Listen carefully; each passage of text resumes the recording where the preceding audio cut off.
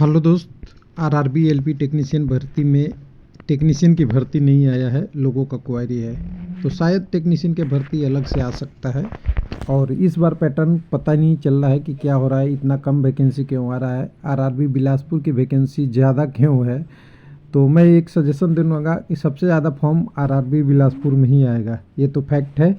और फॉर्म ज़्यादा आएगा तो अनयूजुअल तो कुछ ना कुछ होगा ही।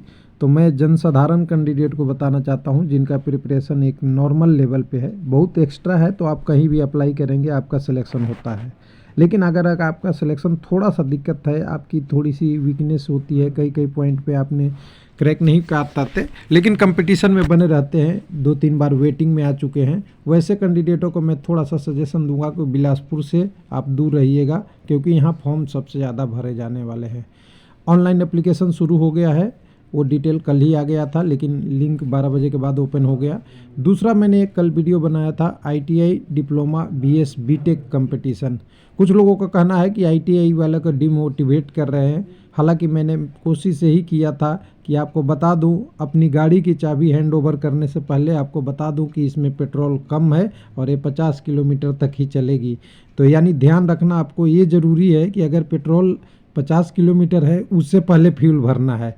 तो मेरा काम था कि बीटेक के साथ कंपटीशन और डिप्लोमा के साथ कंपटीशन करना थोड़ा सा इजी नहीं होता, इसीलिए आईटीआई टेक्नीशियन में डिप्लोमा और बीटेक अलाउ नहीं करता है गवर्नमेंट कि आईटीआई वालों को प्रिपेयर जॉब मिले जो उनका काम है उसके हिसाब से। लेकिन एलपी के पोस्ट में डिप्लोमा डिग्री वाले आते तो ज़रूर है, लेकिन छोड़ के भी जाते हैं, ये फैक्ट है। क्योंकि उनको जेई में होता है, कहीं एसएससी में होता है, एसएससी की रिक्रूटमेंट में आ जाता है स्टाफ सिलेक्शन का, और कई सारे पोस्टों में उनका अच्छा पोस्ट मिल जाता है, इसलिए फिर यहाँ से लीव कर जाते हैं। लेकिन भरते ज़रूर है और क्रैक वही करते हैं, उसका हिस्ट्री मैं बताऊँगा अभी इस वीडियो में।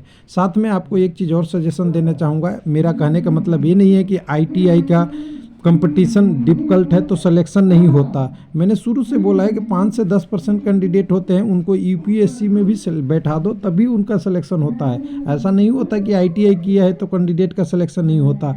लेकिन एक जनसाधारण कैंडिडेट जो आईटीआई किया है, गांव विलेज से रहता है, उनके पास उतनी सुविधा नहीं है, उतना चीज़ें उसने क्रैक नहीं कर पाया या उतनी सक्षम नहीं है जो कंपटीट करते हैं, जो बीटेक 4 साल किया, डिप्लोमा किया, वो 10+2 किया, तो उनकी लेवल स्टैंडर्ड अपने आप उठ जाती है। ऑप्शन लगाने का तरीका बढ़ जाता है, पढ़ने से ही एक नई इशू होता है, बहुत सारी चीज़ें कंपटीशन में फाइट करती है। और मैं 2002 से एग्ज़ाम देता हूँ, मुझे पता है कि क्या कंपटीशन होता है। कंपटीशन ऐसा नहीं होता कि आप एकदम से आज चले गए एग्ज़ाम देने और मैं भी कहूँ कि आज एग्ज़ाम देने चले जाऊँ और मैं कोई भी एग्ज़ाम निकाल दूंगा, ऐसा होता ही नहीं है, कोई भी नहीं कर सकता। इसलिए आपको मेहनत हर एग्ज़ाम में करना पड़ता है।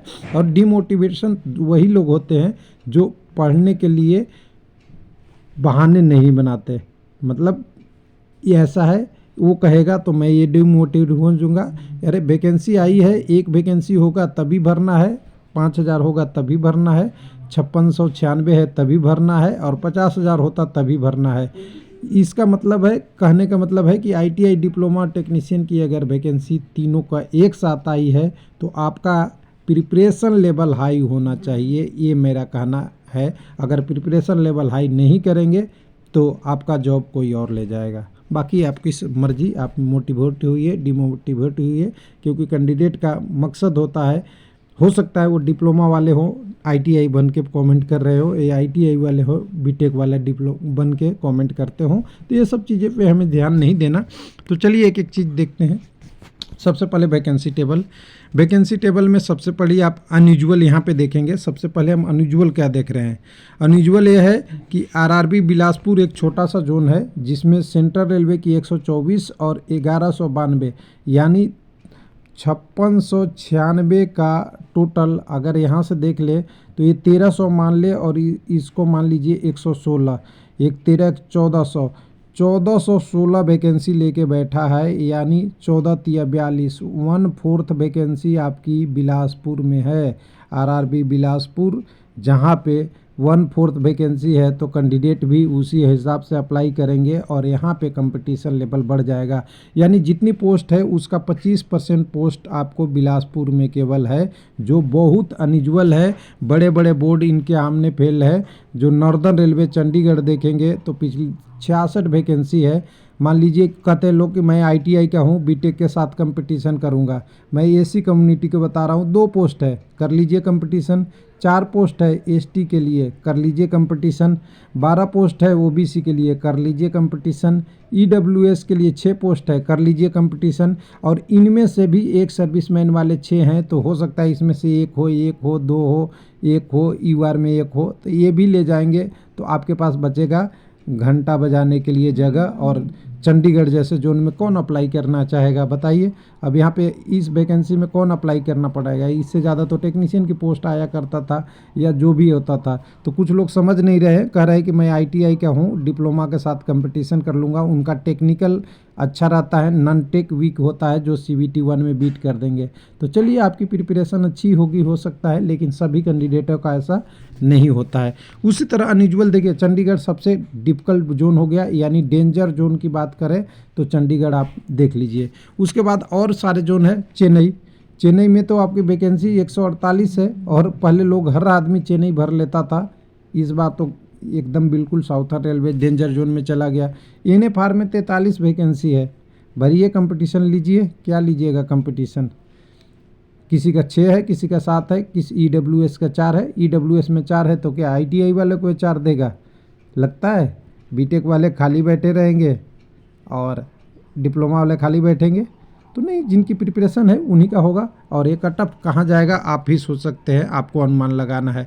बाकी सभी RRB में अच्छा है। कोलकाता में भी वैकेंसी ठीक ठाक है, लेकिन पिछले के मुकाबले कम है। यानी पूरी वैकेंसी को, इस वैकेंसी टेबल को देखेंगे ना तो मुंबई दूसरा जोन है, जिसमें आपको 510 हो गए और ये करीब 550-600 वैकेंसी है। यानी पूरी वैकेंसी का कहें कि 1/6 है। यानी सेंट्रल रेलवे मुंबई और ये सारा मुंबई लेके, मुंबई और आपका बिलासपुर निकाल दे तो आपकी इस वैकेंसी में कहीं ऐसा दिखेगा कि, और सिकंदराबाद निकाल दे, 3 RRB निकाल दीजिएगा तो आपके पास दिखेगा कि बाकी वैकेंसी में एक एक पोस्ट कई सारे का है। सिलीगुड़ी में देखिए 1 पोस्ट है आपके, किस पोस्ट के लिए? OBC का। कर लीजिए कंपटीशन, बहुत मुश्किल हो जाएगा, डिफ़िकल्ट हो जाएगा। इसलिए मैं कह रहा हूँ कि यहाँ पे कंपटीशन बहुत टफ हो जाएगा, क्योंकि रेलवे में 5000 वैकेंसी आना तो अच्छी बात है। वैकेंसी कोई भी आए, बहुत ज़्यादा आता तो और खुशी होती है और अच्छा होता लोगों का प्रिपरेशन। लेकिन कुल मिला के ये वैकेंसी टेबल आपको ये कह रहा है कि जब ये वैकेंसी 5696 डिवाइडेड बाई 21 बोर्ड होगा, 21 बोर्ड में 3 बोर्ड मोटा मोटा निकाल दीजिए, 18 बोर्ड होगा तो ये 21 बोर्ड में होगा तब करीब 800 आएगा। और बाकी बोर्डों के लिए अगर वैकेंसी निकाल दें तो 3000 के आस, 3000 भी नहीं है, 2500 है, जो 18 RRB का है। तो ये डिवाइड होगा तो और टूट जाएगा। उसमें से भी 5 कम्युनिटी अलग अलग कर लीजिए, UR का अलग कर लीजिए, SC का अलग कर लीजिए, ST का अलग कर लीजिए, OBC का अलग कर लीजिए, EWS का अलग कर लीजिए, फिर एक सर्विसमैन का अलग कर लीजिए। तो ये सारा करने के बाद ये फिर बंटवारा होगा तो सभी के नाम पे अंडर 100 वैकेंसी मैक्सिमम। कम्युनिटी में तो अंडर 100 ही है, कुछ कुछ छोड़ दीजिएगा अपवाद, तो मैक्सिमम में अंडर 100 वैकेंसी है। जो ये 3 RRB की बात कर रहे हैं वो छोड़ के, तो सभी में आपको अंडर 100 वैकेंसी है। तो आपको कंपटीशन तो होगा ही, बहुत फाइट होगा, ये तो क्लियर है। CBT 1 में आपको समझ में नहीं आएगा, हो सकता है, क्योंकि CBT 1 में 5000 से 10,000 ITI वाले कंपटीशन पास कर जाएंगे। तो ये 5 से 10,000 में आप भी हो सकते हैं, और भी बहुत कैंडिडेट हो सकते हैं। लेकिन CBT 2 में फिर फिल्टर लगेगी, और CBT 2 में तो टेक्निकल भी आएगा, फिर उसके बाद आपका लास्ट में आएगा तो आपको CBAT में जो बचे हुए कैंडिडेट हैं उनमें से फिर टफ फाइट हो जाएगी। ऐसा मैं इसलिए कह रहा हूँ कि मैंने एग्जाम्पल दिखाता हूँ, मैंने बिना ऐसे बहावा में बात करना नहीं है। ये यानी सिंपल सी बात कर रहा हूँ। ये नोटिफिकेशन ऑनलाइन अप्लाई वाला देख लीजिएगा, आपका लिंक एक्टिव हो चुका है, पूरी तरह से आप भर सकते हैं। मैं भी 1-2 फॉर्म भरूँगा अभी अपने के लिए और अपने साथ वाले के लिए, कोई किन्हीं का आया है मेरे पास भरने के लिए, तो मैं आज अप्लाई करूँगा। तो यहाँ पे आ गया है सारा चीज़ प्रोसेस। अब इसमें करके थोड़ा थोड़ा हम देखेंगे, अभी करेंगे इसे। लेकिन एक चीज़ और बता दूं कि जो हमने कंपटीशन का लेवल आपको बताया था वो पिछले इतिहास से मिलता है। एलपी टेक्नीशियन की एक साथ वैकेंसी आती थी, यहाँ से कंपैरिजन आप कर सकते हैं। कंपैरिजन करने के लिए हमें ओल्ड नोटिफिकेशन पे जाना पड़ेगा। ओल्ड नोटिफिकेशन में हमें कटअप दिखना पड़ेगा।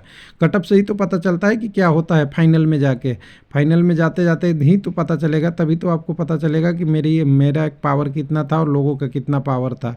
तो देखिए यहाँ पे कटअप फॉर रेगुलर कैंडिडेट है, मैं बड़ा कर देता हूँ थोड़ा।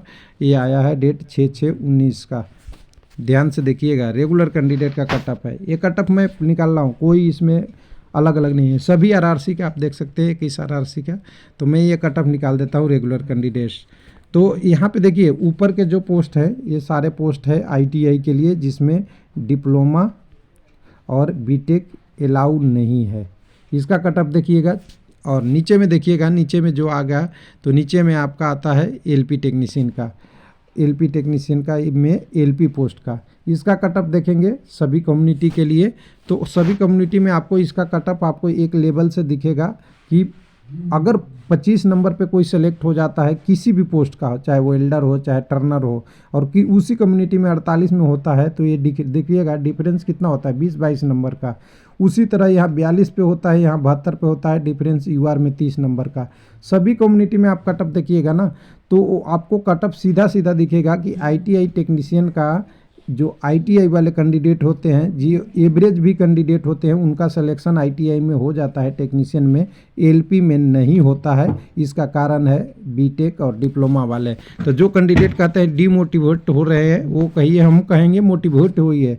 लेकिन ये 46 नंबर ला के जॉब मिला है, इनके तो बधाई यूआर में। लेकिन इस 46 नंबर से एलपी में इस बार काम चलने वाला नहीं है, नहीं सीबीटी 1 में, नहीं सीबीटी 2 में, नहीं सीबीएटी के बाद फाइनल सिलेक्शन में।